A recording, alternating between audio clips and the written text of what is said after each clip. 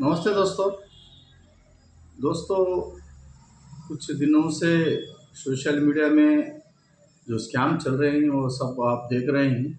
इसके बारे में एक दो तीन जानकारी है मेरे पास, आपको बता रहा हूँ।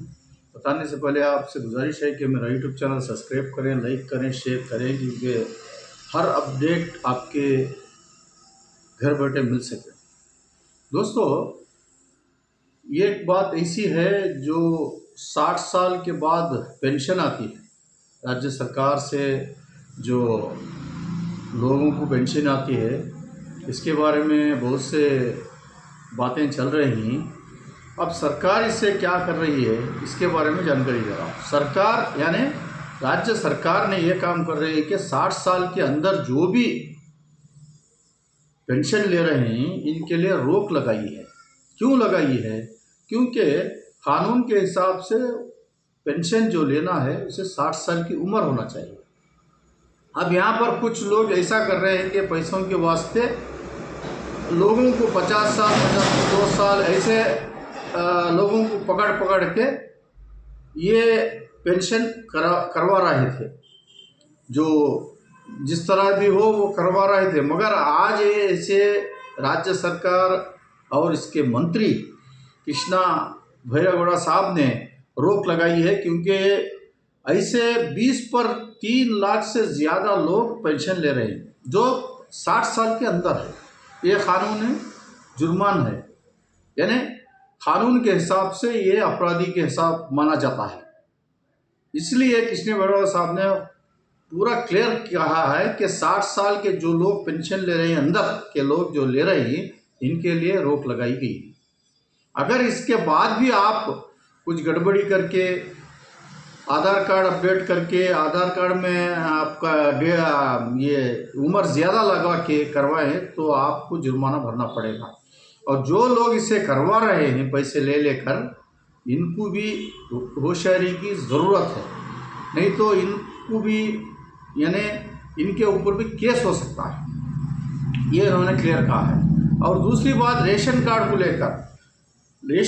को लेकर तो बहुत से जो लोग हैं बनवाने के लिए साइबरों में क्यू के तरह खड़ो के रेशन कार्ड बनवा रहे हैं कि हमें नया रेशन कार्ड मिले तो गृहलक्ष्मी के पैसे आएंगे, रेशन आएगा। ऐसा जो आपके दिमाग में है ये बिल्कुल गलत है। आज जो भी नया रेशन कार्ड बनेगा, आज के बाद यानी जो सरकार आई है, गृहलक्ष्मी स्कीम लाई गई है, जब से अब तक जो भी रेशन कार्ड नया बनाने के लिए जाएंगे, अगर रेशन कार्ड बन भी गया, समझ लो आपको गृहलक्ष्मी या अन्नभाग्य की स्कीम नहीं मिलेगी। क्योंकि सरकार ने पहले ही ये फैसला किया है कि इमरजेंसी जो हार्ट हो यानी कैंसर की बीमारी वाले हो, ऐसा उनके लिए इमरजेंसी रेशन कार्ड दिया जा रहा है। ऐसे तो कम से कम 40 से 50 लाख रेशन कार्ड पेंडिंग हो चुके हैं राज्य सरकार में। इसलिए आप होशियारी बरतें। कुछ लोग ऐसे भी आ रहे हैं कि वेरीफाई के लिए आ रहे हैं, आपका रेशन कार्ड आ गया है, आपका घर के हम वेरीफाई के लिए आए हैं, आप 5,000 दें, 3,000 दें, 2,000 दें। ऐसे भी लोग आ रहे हैं, ऐसे भी होशियारी रखें। ये सब फ्रॉड हो रहा है।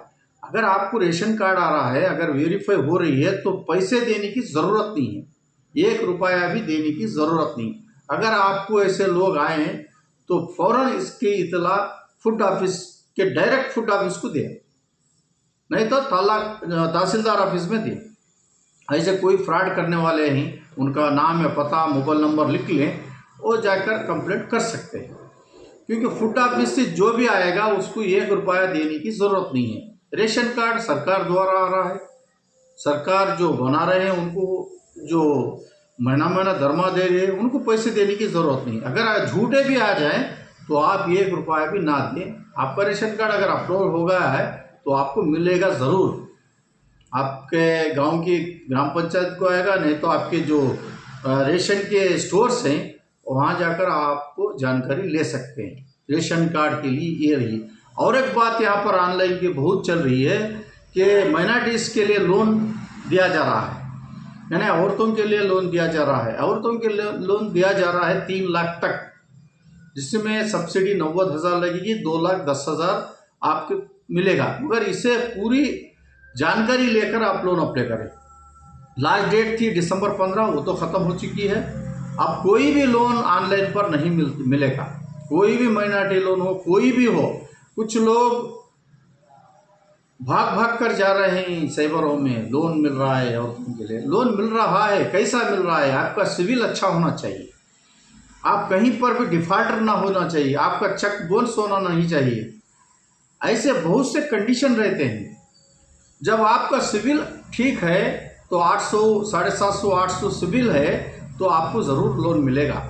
इसमें कंडीशन भी है कुछ, वो कंडीशन को फॉलो करना। आप किस पर लोन ले रहे हैं, एक गाय पालने ले रहे हैं या सिलाई की मशीन लेना चाहें, वो सब कोटेशन देना पड़ेगा। आपकी शॉप कहाँ पर है वो दिखाना पड़ेगा, आपका तबेला कहाँ है गायों का वो दिखाना पड़ेगा। जो भी हो, कुछ कंडीशन रहते हैं बैंक द्वारा, वो कंडीशन को फॉलो करें तो पैसा मिलेगा, नहीं तो सब जाकर साइबरों में बना कर चुप पैसे वेस्ट कर लेते हैं। और एक पंचायती को लगभग अगर आप 100 एप्लीकेशन डालें तो मिलेंगे कितने लोगों को? 10 से 15 लोगों को मिलेगा लोन, इतना ही लोगों को आएगा। वो भी वहाँ पर आने के बाद माइनॉरिटी से बैंकों में पास होना चाहिए। माइनॉरिटी ऑफिस से आप पास करवा लेंगे, पर बैंक में आपका सिविल अगर कहीं पर आप लोन लिए ठीक से नहीं बना तो आपको लोन कहाँ से मिलेगा? ये सब जानकारी होने के बाद आप ऑनलाइन में एप्लीकेशन डालें, नहीं तो बेकार में क्यों मिलते हो, उसे इनकम बनाना पड़ेगा। कुछ लोग उन्होंने ये क्या बोल रहे हैं, विश्वकर्मा का लोन, सिलाई की मशीन मिलेगी।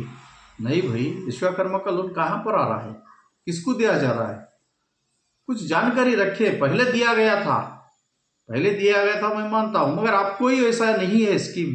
जब स्कीम होगी तो आप जानकारी ठीक से करके उसके बाद आप लोन अप्लाई करें, नहीं तो आप बेफजूल पैसे दंड कर रहे हैं। मेरा मानना यही है, आप चाहें तो जाकर करवाएं। फिर भी आपको मैं ये कंडीशन की बात कह रहा हूँ, जो लोग भी यहाँ पर लोन अप्लाई किया है, जो औरतों ने वो लोन अप्लाई किया है, औरतों के लिए 3 लाख का लोन दिया जा रहा है सरकार से, इसके लिए कंडीशन अप्लाई होता है। आपको साइबरों में पूछो, साइबरों वालों ने पूरा कंडीशन नहीं बताएंगे। उनका काम क्या है, ऑनलाइन एप्लीकेशन डालेंगे, उनकी चार्जेस लेंगे, आराम से रह जाएंगे। आप बेफजूल इधर से उधर भटकते फिरेंगे। इसलिए मैं आपसे गुजारिश कर रहा हूँ, ये 3 जो बातें मैंने बताई है, ये 3 भी ऐसे ही बातें हैं जो फ्रॉड करने में इसमें ज़्यादा माहिर हो गए हैं लोग। इसलिए आप जानकारी लिए, पहले जानकारी करें, जानकारी के बिना कुछ भी ऑनलाइन अप्लाई ना करें। और इसमें फ्रॉड भी बहुत सारे कर सकते हैं। आप ऑनलाइन स्कीम तो आप डाल दीजिए, कोई फ़ोन करेगा आपको लोन आया है, आप इतने फीस भरने पड़ेगा, आप वो खुश होकर जाकर है ना पैसे उनके फ़ोन पे या उसके नंबर पर, उसके अकाउंट नंबर पर आप डाल देंगे।